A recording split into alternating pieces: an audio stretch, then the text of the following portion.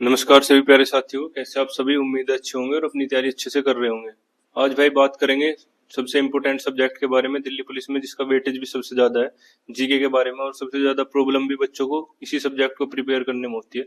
तो इसके पढ़ने के तरीके के बारे में बात करेंगे, कैसे कैसे हमें इसको पढ़ना है और कौन कौन से जो टॉपिक्स है आजकल जो एडीक्यूटी एग्जाम में पूछ रहा है, जो मैंने एनालिसिस किया है 10-12 पेपरों का, और मैंने खुद के एग्जाम में भी फेस किए हुए क्वेश्चन उसी टाइप के। तो मैं ऐसा नहीं है कि कहीं से भी क्वेश्चंस उठा के लिया और कहीं से भी टॉपिक्स उठा के लिया और आपको बता दिया। मैं अपने एग्जाम की प्रिपरेशन भी इसी तरीके से करता था। जो फिलहाल में जैसे टीसीएस पहले पेपर लेती थी, उन सब का एनालिसिस करके वे टॉपिक्स ही प्रिपेयर करता था अपने, जिन जिन से क्वेश्चंस रिसेंट में आ रहे हैं। तो वही तरीका मैं आपको बताने वाला हूँ और कैसे प्रिपेयर करना है, और वो भी उसके बारे में बताऊंगा। तो ऐसा नहीं है कि कुछ बच्चे, कुछ भाई है मेरे जो दिल्ली पुलिस में ही है, वे आजकल क्या करते हैं कि दिल्ली पुलिस का सिलेबस देखा जीएस का, और वहां से फोटो क्लिक किए उसके और अपलोड कर दिए, और उनकी वीडियो पे काफी हजारों की संख्या में लाइक भी आ रहे हैं। तो उनके खुद 60-62 नंबर आ रहे हैं, और वो आजकल इन्फ्लुएंसर बन रहे हैं यूट्यूब पर, और बच्चों को कि ये सब पढ़ लो वो सब पढ़ लो। अगर उनको इतनी नॉलेज होती तो वो खुद अपने मार्क्स ज्यादा लेकर आते हैं एग्जाम में। और आजकल क्या चल रहा है कि बहकावे में ज्यादा आ जाते हैं बच्चे, किसी ने भी कुछ भी बता दिया वही चीज मान लेते हैं, थोड़ा उसके बारे में रिसर्च नहीं करते। तो हमें खुद का भी दिमाग लगाना पड़ेगा कि कोई बंदा कहाँ से हमें रिसोर्सेज प्रोवाइड कर रहा है। तो ऐसा नहीं है कि कहीं से भी उठा के मैंने आपको बता दिया, तो उन चीजों के बारे में वो सब मेरा काम नहीं है। और ना ही मैं कोई इन्फ्लुएंसर हूँ जो आपको भाई इतनी लंबी लंबी वीडियो ला रहा हूँ और फालतू की जानकारी आपको दे के चला जा रहा हूँ। मैं सिर्फ ऑथेंटिक इन्फॉर्मेशन आपको प्रोवाइड करता हूँ, और जो इन्फॉर्मेशन मैं प्रोवाइड करता हूँ मैं 100% गारंटी ले रहा हूँ उसी टाइप के क्वेश्चंस आपको एग्जाम में देखने को जरूर मिलेंगे। तो आज मैं बताता हूँ कि मैंने एडीक्यूटी के बारे में क्या क्या देखा, जो इसके वीक पॉइंट्स है, तो वो उनके बारे में आपको बताता हूँ, और कैसे कहाँ कहाँ से क्वेश्चन पूछ रहा है उनके बारे में। सबसे पहले हम बात कर लेते हैं आज करंट अफेयर्स के बारे में। सबसे ज्यादा डाउट पूछ रहे थे बच्चे कि कहाँ से करंट अफेयर प्रिपेयर करें, तो उसके बारे में पहले मैं बता देता हूँ।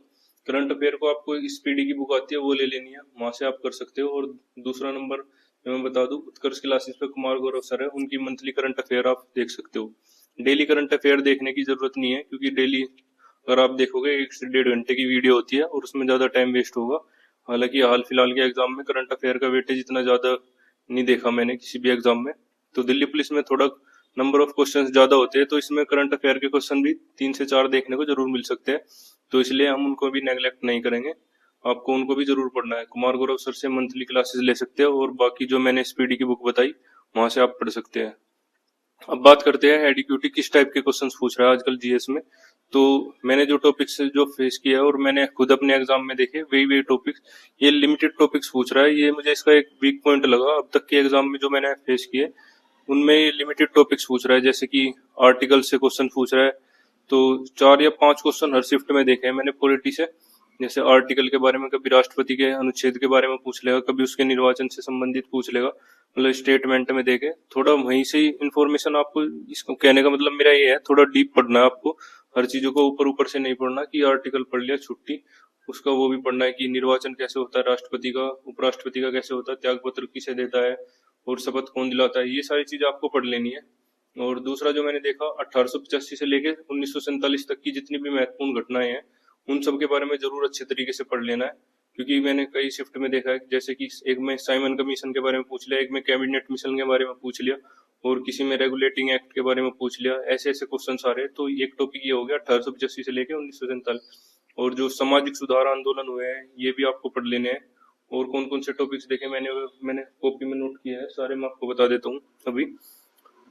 गांधीवादी युग जो 1919 से लेकर 1947 तक का युग है, इसमें जितनी भी इम्पोर्टेंट घटनाएं हैं, गोलमेज सम्मेलन वगैरह, कौन से में गांधी जी ने भाग लिया, कौन से में नहीं लिया, ऐसी ऐसी इम्पोर्टेंट। ये अशोक के शिलालेख के बारे में पूछा गया था। अशोक के शिलालेख मतलब हिस्ट्री से भी क्वेश्चन आ रहे हैं। जो अशोक के शिलालेख है इम्पोर्टेंट है, वो भी स्टेटमेंट में दिए गए थे। 3-4 स्टेटमेंट दी गई थी, कौन सा सही है और कौन सा गलत है, उनके बारे में बताना था आपको। और जनगणना, ये टॉपिक जनगणना 2011 वाला टॉपिक मोस्ट इंपोर्टेंट है भाई, इसे अच्छी तरीके से कर लेना। इससे हर एग्जाम में क्वेश्चन, टीसीएस हो या एडीक्यूटी, इससे एग्जाम में क्वेश्चन आने ही आने हैं। जनगणना हुआ, पंचवर्षीय योजनाएं हुई, और उदारीकरण वाली नीति हुई जो 1991 में आई थी, वहां से क्वेश्चन आ रहे हैं। और खेल शब्दावली से भर भर के क्वेश्चन आ रहे हैं। खेल शब्दावली से एक में पूछा गया था कैसलिंग किससे संबंधित है, गैम्बिट किससे संबंधित है, गैम्बिट जो है चेस से संबंधित है। इसी प्रकार के क्वेश्चन आ रहे हैं। और नृत्य से क्वेश्चन आ रहे हैं, नृत्य से थोड़ा डीप क्वेश्चन पूछ रहा है, जैसे पाइका वगैरह के बारे में पूछ रहा है। और एक में पूछा गया था छऊ के बारे में था, छऊ कितने राज्यों में मनाया जाता है? 3 राज्यों में मनाया जाता है, झारखंड, उड़ीसा और पश्चिम बंगाल में मनाया जाता है। ये ऐसे ऐसे क्वेश्चन आ रहे हैं। तो नृत्य से भी क्वेश्चन देखने को मिल रहे हैं, इनको भी आपको अच्छी तरीके से कर लेना है। और बुक्स एंड ऑथर से क्वेश्चन आ रहे हैं, इनको करना है। और जो ज्योग्राफी में आ रहे हैं, वायुमंडल की परतों से क्वेश्चन आ रहे हैं, भूसंकलन के बारे में आया था, भूकंप के बारे में आया था। तो ये टॉपिक्स, इस तरीके के टॉपिक्स ज्योग्राफी से कर लेने आपको। और बता दूं, दक्षिण भारत के जितने भी मंदिर हैं उनके बारे में अच्छी तरीके से पढ़ लेना है। एक शिफ्ट में देखा तो मैंने क्वेश्चन की, मीनाक्षी मंदिर किस नदी के किनारे है? वेगई नदी के किनारे है। कौन से शहर में है? तमिलनाडु के मदुरै शहर में है। किस भगवान का मंदिर है? भगवान मीनाक्षी, वो भगवान शिव और मीनाक्षी का मंदिर है। और इसी तरीके की नॉलेज आपको दक्षिण भारत के मंदिर के बारे में पढ़ लेनी है। किस प्रकार की शैली में बने होते हैं दक्षिण भारत के मंदिर? द्रविड़ शैली में बने होते हैं। बाद में पूछ लेगा मंदिर का सबसे इम्पोर्टेंट भाग कौन सा होता है? गोपुरम होता है। इसी तरीके के क्वेश्चंस आपको देखने को मिलेंगे। तो डीप में पढ़ना है थोड़ा उन सब चीजों के बारे में। दक्षिण भारत के मंदिर हो गया। और निर्वाचन आयोग के बारे में आया था क्वेश्चन। ये सब पॉलिटी के बारे में मैंने आपको बता ही दिया है कि पॉलिटी से क्वेश्चन आ रहे हैं। और चट्टाने, जितनी भी प्रकार की आग्नेय, अवसादी और ये सब जितनी भी चट्टाने होती हैं, इनके बारे में अच्छे से पढ़ लेना है। और जो आगामी खेल प्रतियोगिताएं होती है उनके बारे में पूछ रहा है कि बैडमिंटन चैंपियनशिप 2026 कहाँ होगी, और पैरा ओलंपिक 2034 कहाँ होंगे, 2028 ओलंपिक कहाँ होंगे। ये सारे खेल आपको पढ़ लेने हैं। और यूएनओ के बारे में पूछा गया था। यूएनओ अंतर्राष्ट्रीय न्यायालय से क्वेश्चन था। यूएनओ के जितने भी संगठन है उनके बारे में आपको पढ़ लेना है, जैसे महासभा है, अंतर्राष्ट्रीय न्यायालय है, इन सब के बारे में आपको जरूर पढ़ना है। और जनगणना वाला मैंने बता ही दिया आपको, कैबिनेट मिशन, साइमन कमीशन, ये वाले बता दिए। और राज्यपाल से संबंधित अनुच्छेद पूछा गया था, वो पॉलिटी में इंक्लूड हो गया। और साइंस में पूछ रहा है गति से संबंधित नियम, जितने भी नियम है, जैसे न्यूटन का नियम है, गति का नियम है, फ्लेमिंग का नियम है, ये सारे नियम पढ़ लेने हैं। यहाँ से क्वेश्चन आ रहा है एक दो न्यूटन का नियम और एक पढ़ लेने। और साइंस में एक पोर्शन से और क्वेश्चन आ रहे हैं, ह्यूमन बॉडी के जितने भी पार्ट्स है, कौन से अंग से कौन सा हार्मोन निकलता है, ये सब चीजों के बारे में पढ़ लेना है। जो जितने भी महत्वपूर्ण संस्था है भारत की, उनके मुख्यालय पढ़ लेने हैं, कहाँ कहाँ उनके मुख्यालय है। जैसे राष्ट्रीय आपदा प्रबंधन प्राधिकरण का मुख्यालय पूछा गया था। और आपातकाल से क्वेश्चन आया था। आपातकाल के समय, जो 1975 में आपातकाल के समय राष्ट्रपति कौन थे? जो फखरुद्दीन अली अहमद थे। और मैंने एक क्वेश्चन इसी के ऊपर देखा था, चंडीगढ़ पुलिस के एग्जाम में आया था, उसमें बिल्कुल डेट दे के पूछा गया था कि 25 जून को था, 26 जून, 27, इस तरीके से डेट दे रखी थी। तो उसका राइट आंसर क्या है? 25 जून 1975 को जो इंदिरा गांधी ने आपातकाल की घोषणा की थी। जो 25 जून 1975 को इंदिरा गांधी ने आपातकाल की घोषणा की थी। इसी तरीके से क्वेश्चन आते हैं। और उस टाइम राष्ट्रपति कौन थे? फखरुद्दीन अली अहमद। इसी टाइप के आपको क्वेश्चंस करने हैं। और कौन से टॉपिक्स? ये सारे मैंने टॉपिक्स बता दिए।